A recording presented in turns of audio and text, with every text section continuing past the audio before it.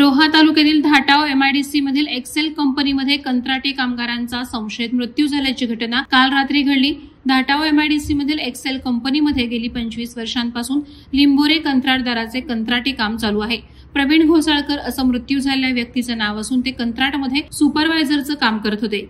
रात्री 11:30 सुमारास प्रवीण घोसाळकर हे कंपनीच्या गेटवर आले। कंपनी गेटवर सिक्युरिटी गार्डला बायको आजारी असल्याचं कारण देत महत्त्वाचे डॉक्युमेंट कंपनीच्या लॉकरमध्ये असल्याचं सांगून कंपनीमध्ये जाण्याची विनंती केली।